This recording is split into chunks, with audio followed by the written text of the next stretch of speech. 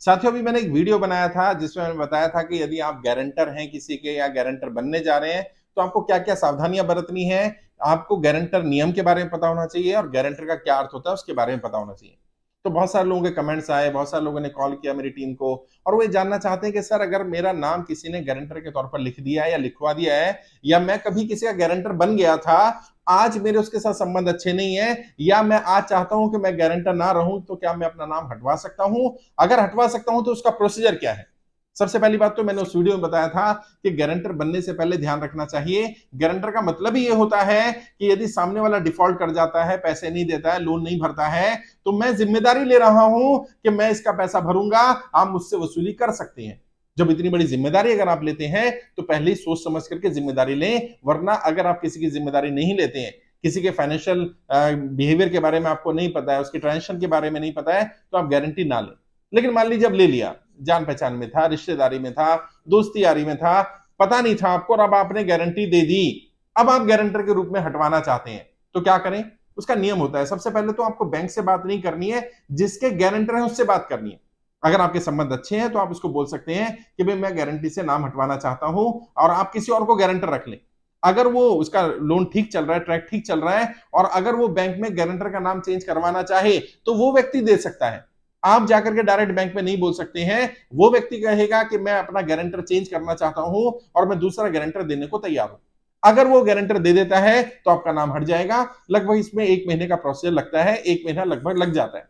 आपको कुछ नहीं करना है, आपने सिर्फ उस व्यक्ति को बोलना है और वो व्यक्ति जाकर कहेगा। और उस व्यक्ति को भी क्या कहना है? वो ये बोल सकता है कि मेरी उससे दोस्ती थी और अब दोस्ती नहीं रही है, या मैं उसे जानता था, या वो मेरी गारंटी लेने को तैयार था, अब वो व्यक्ति तैयार नहीं है, मैं दूसरा गारंटर आपको देने को तैयार हूं। या मेरा रिश्तेदार है और हमारी रिश्तेदारी या संबंध ठीक नहीं है, जो भी रीजन देगा वो उसको बैंक में रिटर्न में देना होगा कि मैं अपना गारंटर चेंज करना चाहता हूं। अब मान लीजिए दूसरे केस में जाते हैं। केस ये है कि आपके उसके साथ संबंध अच्छे नहीं है और वो डिफॉल्ट कर गया है, यानी उसका लोन अब डिफॉल्ट है, बैंक आपको परेशान कर रहा है, या आपका अकाउंट सीज कर दिया गया, या आपसे रिकवरी बैंक कर रहा है। उस स्थिति में क्या कर सकते हैं? उस स्थिति में आप बैंक को लिख करके दे सकते हैं, बैंक से रिक्वेस्ट कर सकते हैं।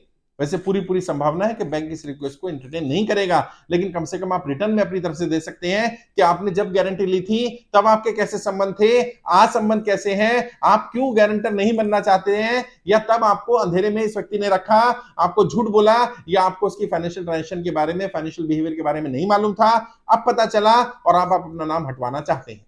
आप रिटर्न में लिख करके दे दीजिए। ये आपको कब मदद करेगा? जब आपके ऊपर पेनल्टी लगनी शुरू होगी, जब आपके अकाउंट से पैसा निकालना शुरू करेंगे, या आपके आपसे रिकवरी के लिए नोटिस आएगा, और जब बैंक कोर्ट जाएगा तो आप कोर्ट में बता सकते हैं। अगर जज आपकी बात जेन्युइन लगती है, जज को लगता है कि हाँ जेन्युइनली आपके साथ गलत हो गया है, या आपने गारंटी लेने के बारे में या गारंटर एक्ट के बारे में उतनी जानकारी नहीं थी, या आपको नहीं मालूम था उसके डिफॉल्ट होने के बारे में, तो शायद बैंक को कोर्ट आदेश कर सकता है कि गारंटर पर पेनल्टी ना लगाई जाए। लेकिन इसकी वजह से मैंने कहा संभावना बहुत कम होती है, इसलिए गारंटी लेने से पहले ही ध्यान रखना चाहिए कि गारंटी एक्ट क्या कह रहा है।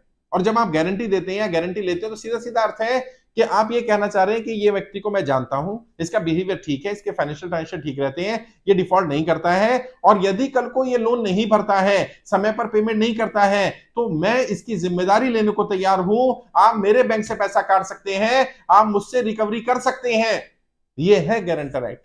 इसलिए गारंटर के बनने की प्रक्रिया जितनी आसान है, गारंटर हटने की प्रक्रिया उससे कई मुश्किल है। और बहुत सारे लोगों को तो पता ही नहीं है कि आप गारंटर किस किस के बन जाते हैं, कब बन जाते हैं। क्योंकि व्यक्ति कहता है भाई फोन आएगा बैंक से, क्या आप मुझे जानते हो? आप बोल देना हाँ मैं जानता हूं। और वो भी यही पूछते हैं, भाई साहब इन्होंने आपका नाम दिया था, आप इन्हें जानते हो? हाँ जी मैं जानता हूं। बस हो गया काम। जानने का मतलब ये हो गया कि आपने गारंटी ले ली। अभी तो बहुत सारे ऐसे केसेस आ रहे हैं जिसमें गारंटर की प्रॉपर्टी के पेपर रखवा दिए गए। सोचिए, अभी गुजरात से एक केस आया हमारी टीम के पास। उन्होंने बताया कि मैंने अपने ब्रदर इन लॉ के लिए, वो उनके साले साहब लगते थे, और उन्होंने उनके लिए अपनी प्रॉपर्टी गिरवी रखवा दी। अब और दोनों जीजा ने रखवा दी, दोनों जीजा की प्रॉपर्टी रखी हुई है, साले साहब को लोन मिल गया है, अब वो लोन नहीं भर रहे और उनकी प्रॉपर्टी जा रही है। गारंटर बनना है ठीक है, कम से कम नाम दे दिया, नाम ही हटेगा, या बैंक अकाउंट पे ही आफत आएगी। अब आपने मेरी प्रॉपर्टी भी दे दी, मतलब किसी की मदद करना, लेकिन मदद ऐसा ना हो जाए आपके लिए आफत बन जाए। दूसरे के फांसी का फंदा अपने गले में नहीं डाल लेना है। इसलिए गारंटर बनने से पहले ध्यान रखिए।